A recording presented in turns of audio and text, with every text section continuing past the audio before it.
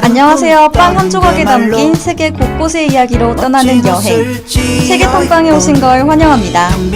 저는 여러분과 함께 각국을 대표하는 빵과 그 안에 숨겨진 이야기를 생생하게 전할 가이드 이다감입니다. 오늘은 어느 나라 어떤 빵을 만나볼까요? 각 구워져 나온 따끈따끈한 빵에서 퍼지는 고소한 향기, 그 안에 담긴 역사와 우리가 몰랐던 흥미로운 비밀들, 그리고 빵과 함께 나누는 소소한 일상의 이야기까지 함께 맛보겠습니다. 빵을 따라 걷는 이 특별한 여행, 생생한 이야기들이 여러분을 기다리고 있습니다. 그럼 지금부터 세계탐방 출발합니다. 기다림은 저 별의 빛 우주를 건너는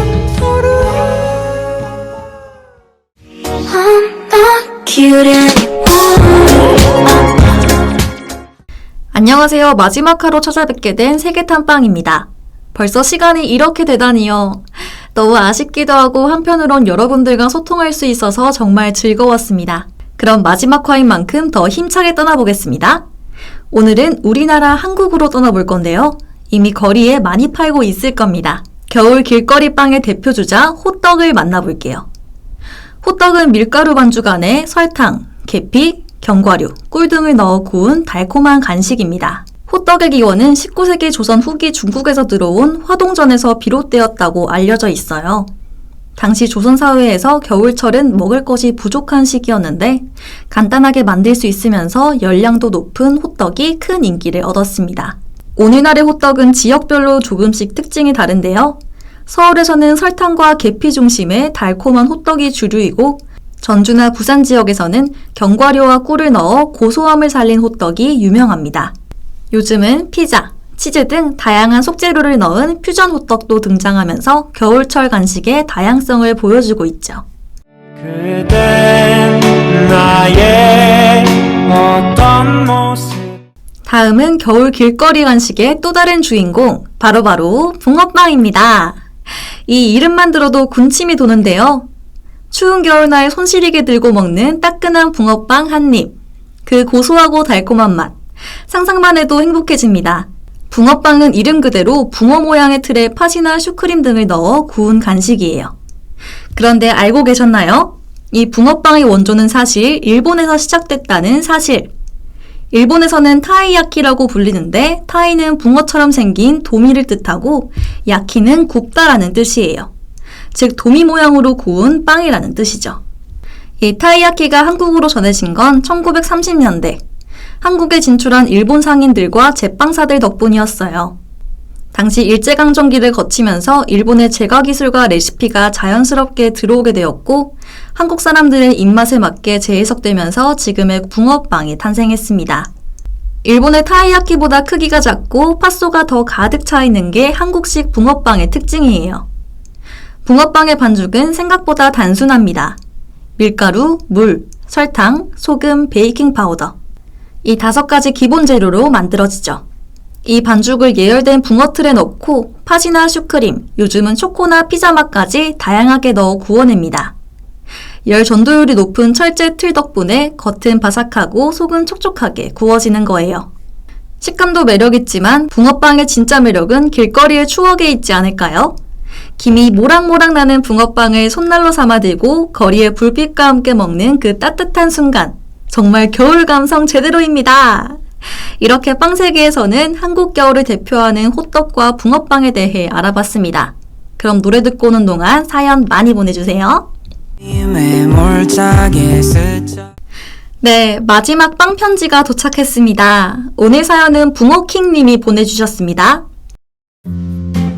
안녕하세요. 저는 어린 시절부터 붕어빵 장사를 해보는 게 소원이었어요. 하지만 대학 생활을 하며 바쁘기도 해서 붕어빵을 팔아보는 꿈을 잠시 미뤘습니다. 그런데 요즘 들어 SNS를 보면 제 또래들이 붕어빵 장사를 하는 모습이 많이 보이더라고요. 그래서 저도 미룰 수 없어서 이번 겨울방학에 부모님 가게 앞에서 붕어빵 장사를 하기로 했습니다. 제가 어릴 때 먹던 그 붕어빵 맛 그대로 착한 가격에 나눠주며 수익보다 좋은 추억과 경험을 만드는 데 집중하려 합니다. 네, 사연 감사합니다. 붕어빵 장사에 도전하신다니. 와, 정말 멋진데요? 저도 붕어빵 장사하는 게 버킷리스트 중 하나였는데 어린 시절의 기억을 살려 주민들에게 따뜻한 맛과 웃음을 전하는 경험. 무엇보다 좋은 추억이 될 것 같아요. 길거리에서 붕어빵 냄새가 퍼지는 만큼 따뜻함도 같이 퍼질 것 같습니다. 사연 보내주신 붕어킹님 감사합니다. 그럼 보내주신 신청곡 듣고 다음 코너 빵문 산책으로 넘어갈게요.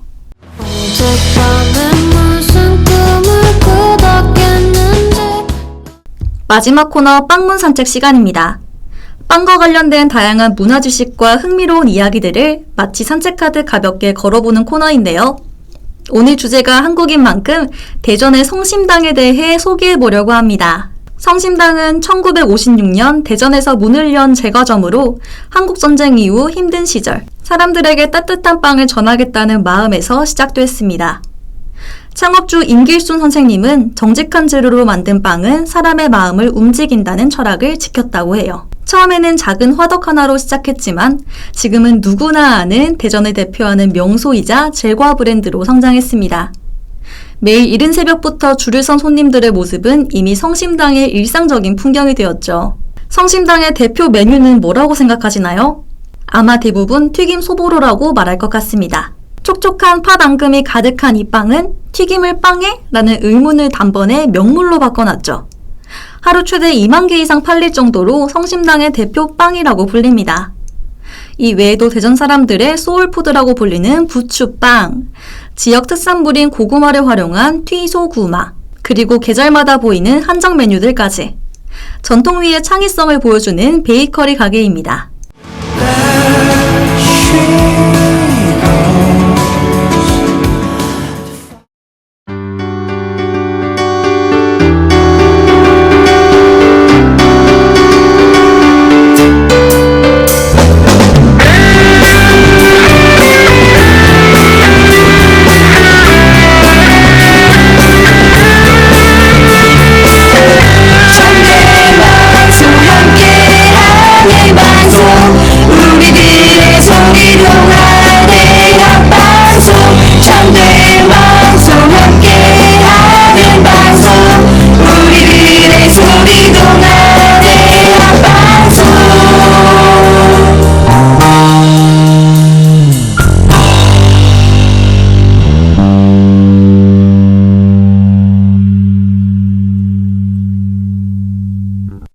지금 성심당은 전국적으로 이름난 명소지만 사실 그 길이 늘 평탄했던 건 아닙니다.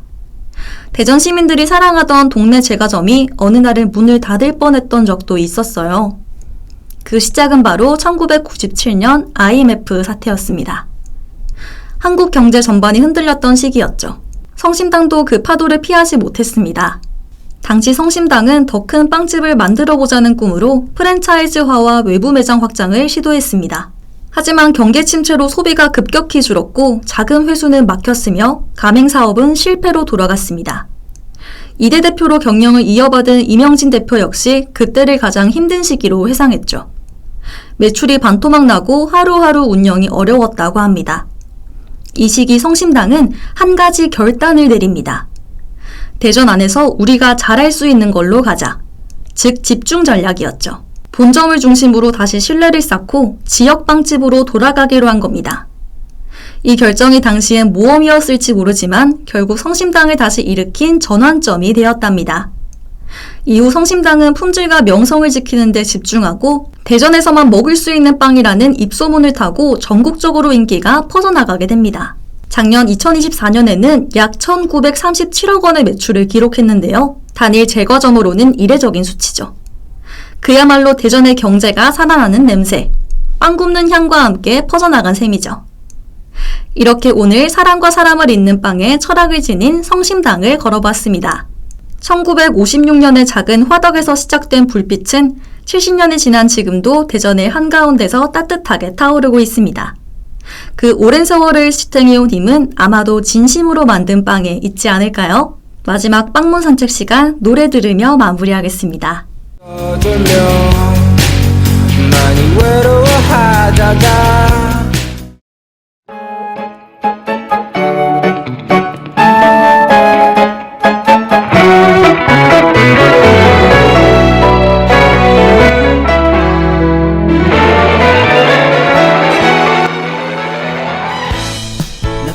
오늘 세계탐방에서는 한국의 호떡과 붕어빵, 또 대전의 성심당에 대해 함께 알아봤는데요.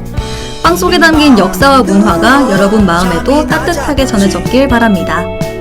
빵 굽는 향기처럼 오늘 방송이 여러분 하루에 여운을 남겼으면 해요.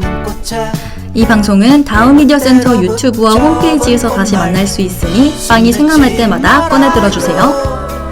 마지막 화까지 함께 해주셔서 정말 감사합니다. 그리고 늘 재미있게 녹음 진행해주신 리언 PD님 감사합니다. 지금까지 세계탐방의 이다감이었습니다.